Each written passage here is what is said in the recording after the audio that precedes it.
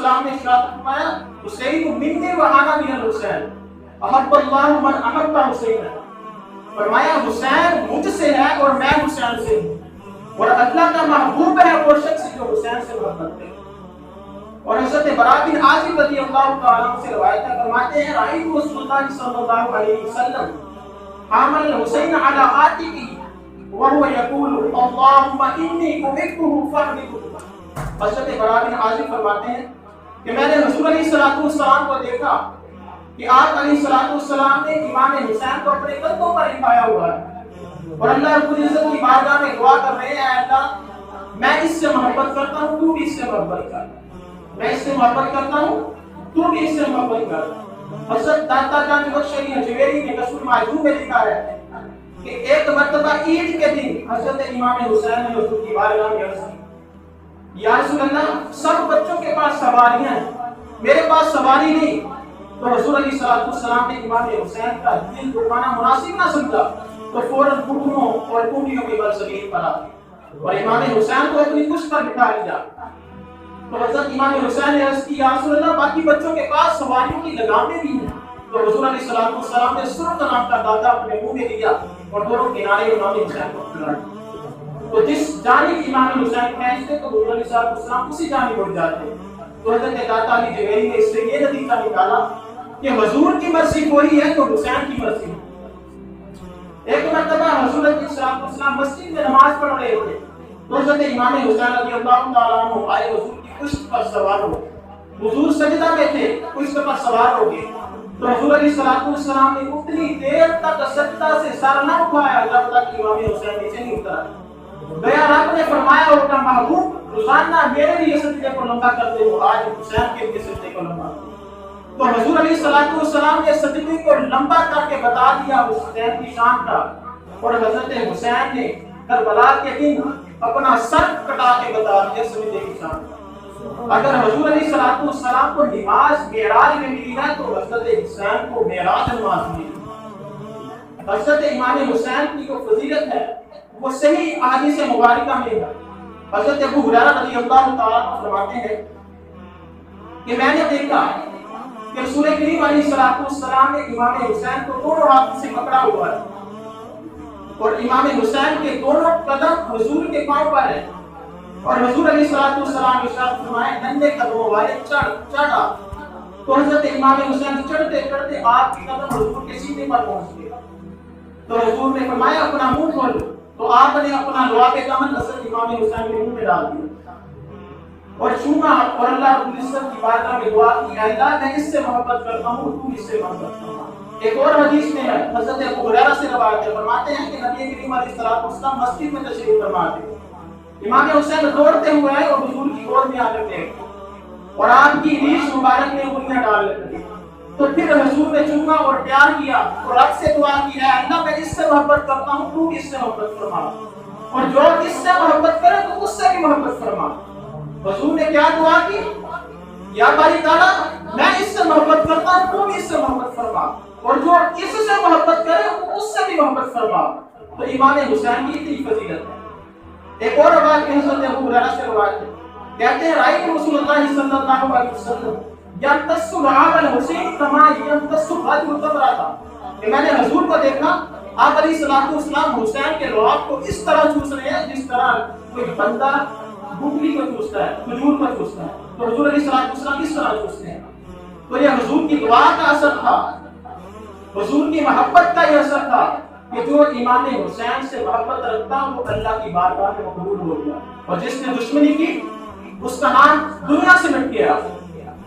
خراسان کا ایک حاکم تھا، اس نے خراسان کا حاکم تھا، اس کو کسی شخص نے خواب میں دیکھا، جب وہ فوت ہو گیا کسی شخص نے خواب میں دیکھا کہ وہ جنت میں سیر کر رہا ہے، جنت میں ٹہل رہا ہے، تو اس سے پوچھا کہ تمہارا کون سا عمل تھا جس کی سب اللہ تعالیٰ نے تمہیں جنت میں داخل فرما دی؟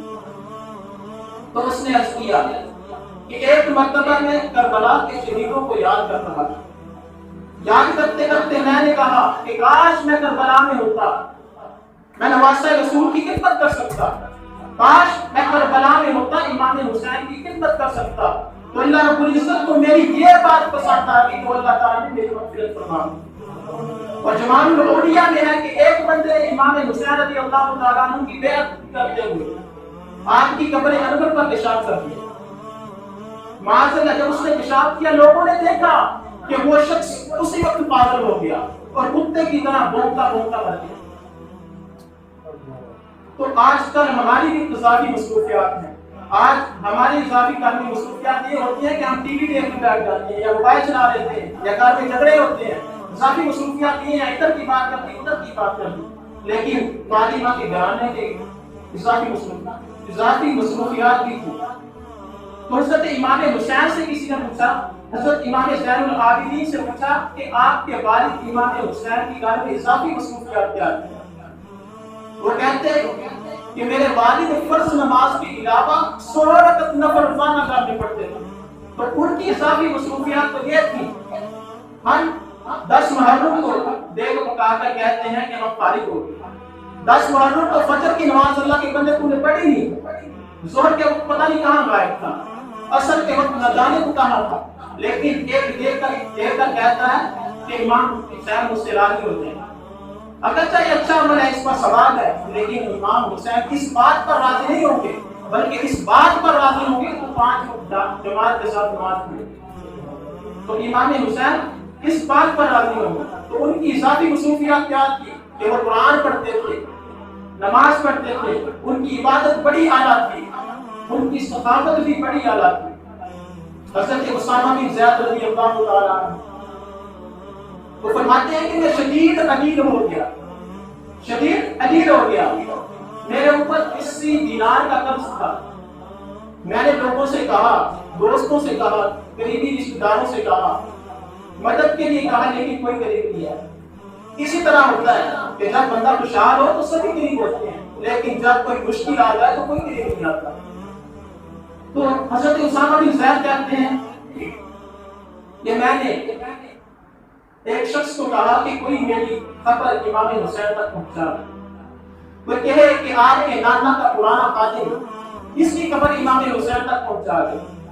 جب کسی نے امام حسین کو خبر پہنچائی تو امام حسین فوراً تشریف لے جائے. آپ نے آ کر حضرت اسامہ کے سر پر دست اقدس رکھا تو حضرت اسامہ بن زید نے رونا شروع کر دیا. آپ نے فرمایا کیوں روتے ہو؟ عرض کی کہ 80 دینار کا قرض ہے. رشتہ داروں سے کہا, دوستوں سے کہا, بہت کوشش کی لیکن ادا نہیں کر سکا. مجھے ڈر ہے کہ اگر اسی قرض میں فوت ہو گیا تو اس کا حساب کیسے دوں گا, اس کا حساب کیسے دوں گا. وہ امام حسین فوراً اٹھے اور گھر گئے اور گھر جا کر 80 دینار اپنی چادر میں چھپا کر لے. آج کل یہ بھی بڑا مسئلہ ہے کہ اگر ہم کسی کی مدد بھی کرتے ہیں تو دکھاوے کے لیے کرتے ہیں, اگر مدد کر بھی دیتے ہیں تو اس پر انسان جتلاتے ہیں, اس سے کام نکالتے ہیں. تو امام حسین نے 80 دینار قرض جو ادا کرنے کے لیے اپنی چادر میں چھپایا اور آ کر حضرت اسامہ بن زید کو فرما دیا. تو آپ نے بڑے ہی خوبصورت جملے ارشاد فرمائے, پاک ماں کا پاک بیٹا, عزت والے باپ کا عزت والا بیٹا, وقار والے بھائی کا وقار والا بھائی. حضرت امام حسین نے بڑے خوبصورت جملے ارشاد فرمائے. فرمایا اے اسامہ یہ 80 دینار رات ہی میرے پاس آئے.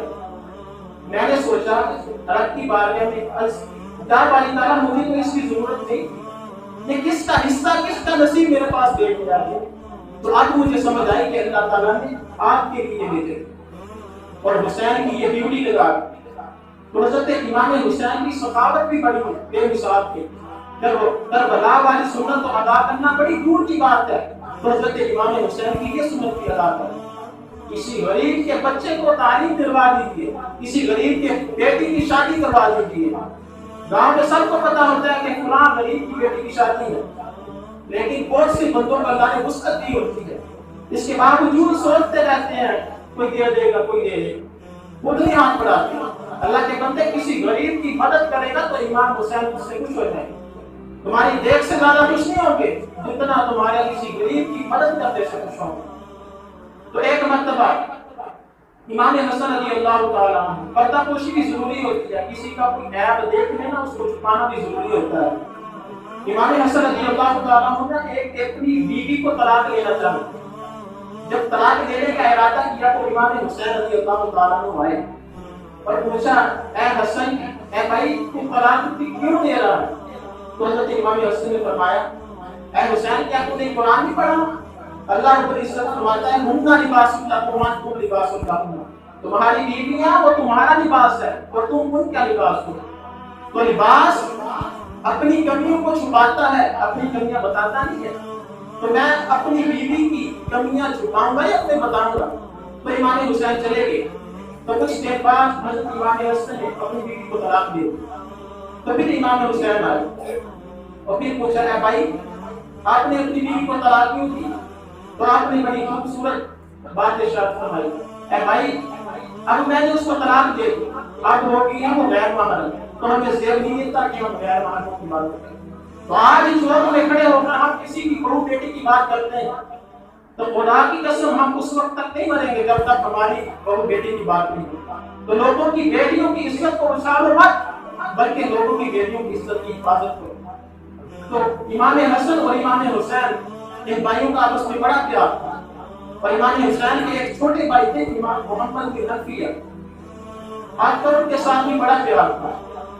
ایک مرتبہ تشریف فرما تھے محمد بن حنفیہ کے پاس، اسی وجہ سے ناراضگی ہو گئی تو امام حسین رضی اللہ تعالیٰ عنہ ناراض ہو کر اٹھ کر چلے گئے اور فرمایا محمد بن حنفیہ میں تمہارے پاس نہیں آؤں گا۔